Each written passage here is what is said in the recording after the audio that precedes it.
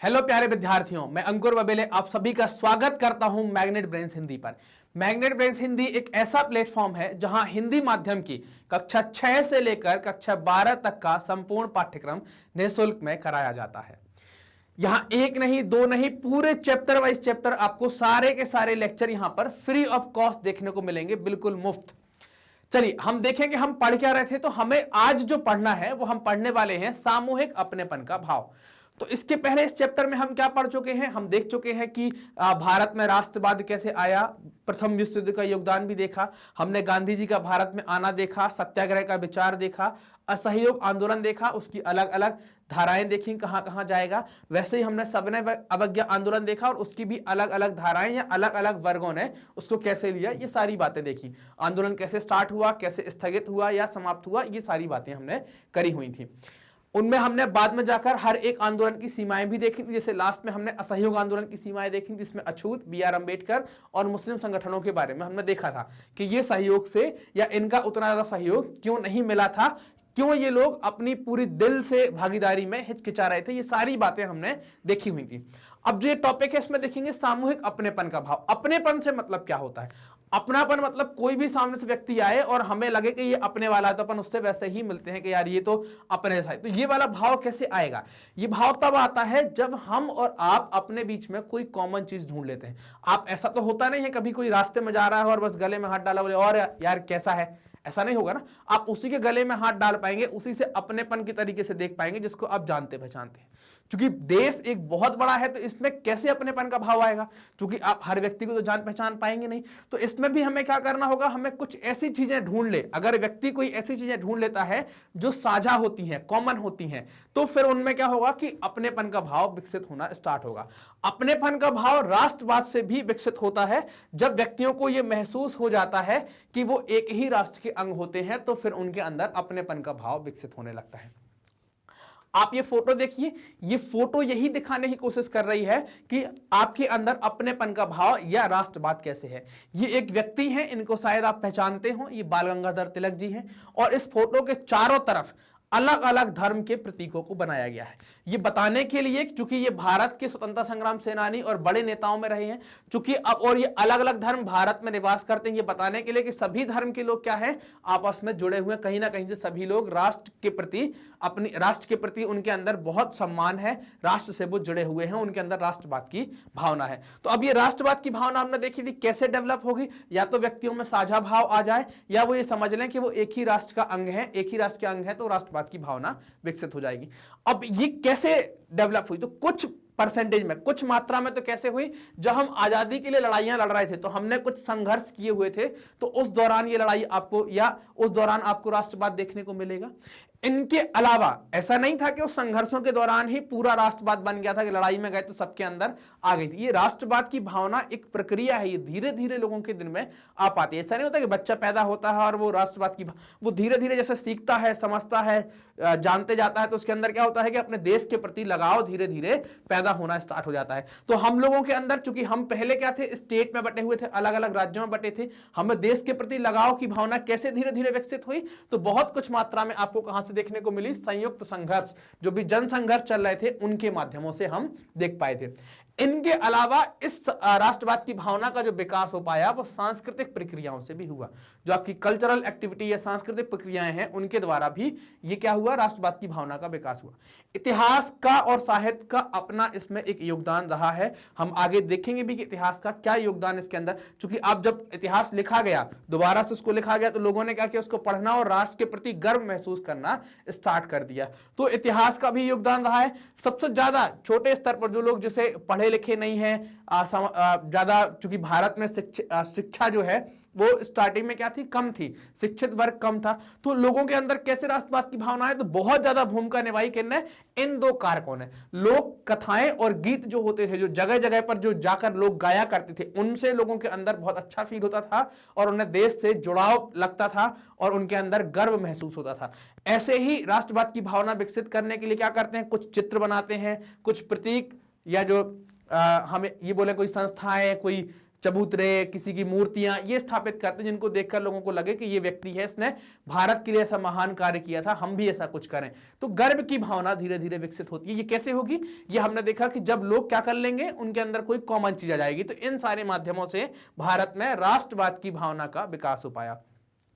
अब आपको याद होगा कि जब हम चैप्टर 1 पढ़ रहे थे तो उसमें आप देखेंगे यहां पर कि चैप्टर 1 के अंदर आप ये देखेंगे कि वहां पर भी यूरोप में राष्ट्रवाद का उदय हुआ था। उस राष्ट्रवाद के उदय के दौरान एक फोटो, चूंकि हमें दिखाना पड़ेगा कि राष्ट्र क्या है, तो एक फोटो का चलन बहुत था।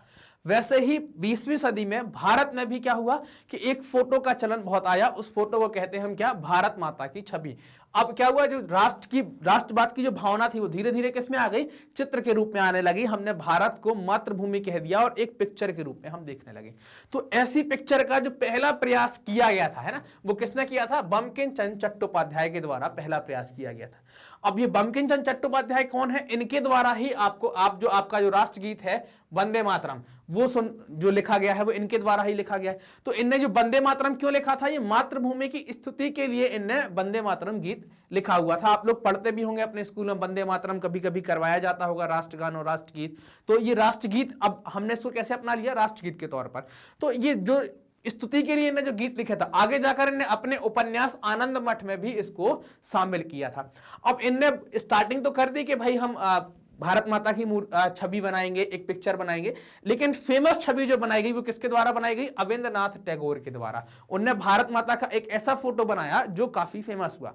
फोटो की खासियत क्या थी? फोटो की खासियत आप देखेंगे यहां पर, ये फोटो आप देख पा रहे हैं, ये वो फोटो है जो अविंद्रनाथ टैगोर के द्वारा बनाई गई है। अब आपके मन में एक सवाल आ रहा होगा कि सर ये अविंद्रनाथ टैगोर कौन है? ये रविंद्रनाथ टैगोर के ही रिश्तेदार हैं, उनके बड़े भाई हुआ करते थे ये। तो ये उनके द्वारा ये फोटो बनाई गई। इस फोटो की खासियत क्या है? इस फोटो में भारत माता को कैसे दिखाया गया है? सन्यासिनी के रूप में बताया गया है कि ये एक सन्यासी, आप देख भी पा रहे होंगे। उनको एकदम शांत बताया गया है, गंभीर दिखाया गया है, देवी के रूप में बताया गया, और उनके हाथ में शास्त्र और ये सब चीजें, मतलब वो आध्यात्मिक गुणों से भरी हुई है, ऐसा यहां पर ये बताया गया है। फिर यहां देखें कि अब जो ये छवि बनी थी, ये स्टार्टिंग में फेमस थी, लेकिन इस छवि में बड़ी मात्रा में बदलाव किए गए हैं। आजकल आप फोटो देखते होंगे कि भारत माता त्रिशूल लिए हुए हैं और किसके साथ हैं? शेर के साथ आ रही हैं। ऐसी कुछ अलग अलग प्रकार की फोटोआं भी चलन में आने लगी। लेकिन पहली फेमस फोटो कौन सी थी? पहली फेमस फोटो आपको ये वाली फोटो देखने में आती है। अब ये पूछें कि भारत माता का पहला प्रसिद्ध चित्र या विख्यात चित्र किसके द्वारा बनाया गया, तो आप बताएंगे अविंद्रनाथ टैगोर के द्वारा बनाया गया। इस भारत माता के चित्र की खासियत क्या थी? तो इन्हें इस चित्र में भारत माता को सन्यासी के रूप में बताया गया, शांत बताया गया, गंभीर बताया गया और देवी के रूप में बताया गया, आध्यात्मिक गुणों से परिपूर्ण बताया गया। ये इस भारत माता की चित्र की खासियत हुआ करती थी। ठीक, भविष्य में इस भारत माता के चित्र में कई सारे बदलाव हमने देखे कि फिर वो त्रिशूल के साथ आने लगी, शेर के साथ आने लगी। शक्ति और सत्ता के हिसाब से उनको बताया जाने लगा कि अब शक्ति और सत्ता का जो शक्ति सत्ता है वो भी किसके हाथ में? भारत माता के हाथ में। तो उस तरीके से ये बताना धीरे धीरे हर प्रकार के हर एक एरिया में चित्रों में बदलाव होना स्टार्ट हो गया। अब भारत में जो राष्ट्रवाद है उस विचार को मजबूती कैसे दी जाए, राष्ट्रवाद के विचार को मजबूती कैसे दी जाए, कि आप कैसे इस राष्ट्रवाद के विचार को और मजबूत करें। तो मजबूत कैसे करें? क्योंकि भारत में ज्यादातर संख्या जो है वो अशिक्षित थी, किताबें तो पढ़ नहीं सकती थी और बहुत सारे इतने कलाकार नहीं थे कि चित्र बना बना के ऐसा सब कुछ हो जाए। तो जो सबसे ज्यादा मजबूती देने का काम किया बाद में, वो किसने किया? भारत की लोक कथाओं के द्वारा। तो अब कोशिश क्या हुई कि इन लोक कथाओं को पुनर्जीवित करने के लिए आंदोलन चलाए गए। बंगाल के अंदर ये आंदोलन किसने चलाया? रविन्द्रनाथ टैगोर के द्वारा चलाया गया। तो अब इन लोक कथाओं में क्या है? लोक कथाएं जानते हैं ना कुछ। अब ये कौन करता है लोक कथाएं? अलग अलग गांवों में कुछ भाट और चारण, ये गाने वाले जो लोग होते थे, ये गांव गांव जाकर ये कथाएं सुनाया करते थे। जैसे आपने एक कथा शायद सुनी हो, कुछ लोग बुंदेलखंड वाले एरिया में जो आया करते थे, वहां पर एक कहावत चलती थी कि बुंदेलों हर वेलों के मुंह सुनी हमने एक कहानी थी, खूब लड़ी मर्दानी वह तो झांसी वाली रानी थी। तो ऐसी कविताएं क्या थी? गांव गांव जाकर वो सुनाते थे। तो लोगों में क्या होता था कि ये भावनाएं पैदा होती थी कि यार ये हमारे लिए, देश के लिए हो रहे हैं, तो उन्हें अच्छा और गर्व महसूस होता था। तो ये जो गाने वाले लोग थे, ये कौन थे? भाट और चारण। तो अब क्या हुआ इस आंदोलन के दौरान कि हम भाट और चारण जो कविताएं सुना रहे थे उनकी कविताओं को सुनते हैं, उनको कहा जाता है सुरती। सुनकर उनका संकलन किया और छोटी छोटी मैगजीन में बच्चों को कहीं पर गा बजाकर जैसे हुआ वो सुनाना हमने स्टार्ट किया। तो इससे क्या हुआ? राष्ट्रवाद की भावना और बढ़ी। रविन्द्रनाथ टैगोर जो है, इनने बंगाल के अंदर इस आंदोलन का नेतृत्व किया था। बंगाल में ये खुद निकल गए थे, लोक गाथा, लोकगीत, बाल गीत और जो भी मिथक चलते थे इनका संकलन करने के लिए ये खुद बंगाल के अंदर जगह जगह पर इनके द्वारा घूमना स्टार्ट कर दिया गया था। अब बात आती है कि भाई ऐसा ही दक्षिण भारत में भी चल रहा था। तो दक्षिण भारत के ऊपर जो कुछ लिखी गई बातें थी उनको उत्तर भारत में प्रकाशित किया गया। एक नटेशा शास्त्री हैं, उनने एक किताब लिखी थी the folklores of southern India. ये क्या है? तमिल की जो लोक कथाएं हैं उनका एक संकलन है। ये 4 खंडों में प्रकाशित था, 4 अलग अलग वॉल्यूम के अंदर ये निकाला गया था, the folklores of southern India. अब इस दौरान ये सारी घटनाएं चल रही थी। फिर एक जो असहयोग आंदोलन के दौरान एक आंदोलन आता है जिसको कहते हैं स्वदेशी। स्वदेशी याद है ना? क्योंकि हम विदेशी कपड़े का बहिष्कार कर रहे थे और उसके बदले में हमें क्या अपनाना था? देसी वस्तुएं। तो उस चीज को नाम दिया गया है स्वदेशी। तो स्वदेशी आंदोलन के दौरान एक क्या कर दिया गया? एक झंडा बना दिया गया। कैसा? 3 रंग का झंडा बना दिया गया। उस 3 रंग में कौन कौन से होंगे? एक हरा, एक पीला और एक लाल रंग का एक झंडा बना लिया। लोग जब जुलूस में निकलते थे तो ऐसे ही कुछ झंडे साथ में लेकर जाया करते थे। अंग्रेज इन झंडों को लेकर, अगर आप इन झंडों को लेकर निकल रहे हैं तो अंग्रेज इस चीज से रुष्ट होते थे और मारपीट भी किया करते थे। वैसे ही इसी आंदोलन के दौरान अगर आप देखेंगे ब्रिटिश के जो 8 अलग अलग प्रांत थे तो उन्हें 8 कमल के फूलों के द्वारा, कमल के 8 फूलों के द्वारा इनको क्या बताया गया? इनको प्रदर्शित किया गया कि ये अलग अलग प्रांत हैं। हिंदू मुस्लिम एकता के ऊपर क्या दिखाया गया? आधा चंद्रमा, अर्धचंद्र। अर्धचंद्र जो है मुस्लिम्स में भी बहुत पवित्र है और हिंदू में भी पवित्र है। शंकर जी के ऊपर आपको देखने को मिलता है अर्धचंद्र। वैसे ही मुस्लिम्स में भी चांद सितारा आपको देखने को मिलता है। तो एक अर्धचंद्र भी दिखाया गया ताकि क्या हो? हिंदू मुस्लिम का रिप्रेजेंटेशन करे और हिंदू मुस्लिम में एकता बढ़े। गांधी जी ने भी यहां पर एक अपना एक झंडा बना लिया। उस झंडे को क्या कहते हैं? स्वराज का झंडा तैयार कर लिया। ये स्वराज का झंडा क्या था? इस झंडे में चरखा जो है, चरखे को लगाया गया था बीच में ताकि ये बता सके। चरखा जानते हैं ना, जिससे हम सूत काटते हैं, खादी गांधी जी चलाया करते हैं, चरखे के साथ उनकी फोटो है। तो वो चरखा इस झंडे के अंदर लगाया गया। अब ये कोशिश की गई कि यार भारत का इतिहास को दोबारा से लिखना चाहिए, हमें उसकी पुनर्व्याख्या करनी चाहिए। क्योंकि अब एक समाज में एक वर्ग हो गया जिसको कहते हैं पाठक वर्ग। पाठक मतलब जो पढ़ने वाला वर्ग है, उस वर्ग का विकास हो चुका है। तो अब इतिहास की पुनर्व्याख्या की जरूरत है। क्योंकि अंग्रेज हमको कहते थे कि ये तो भारतीय जो है वो पिछड़े और अनपढ़ टाइप के लोग हैं।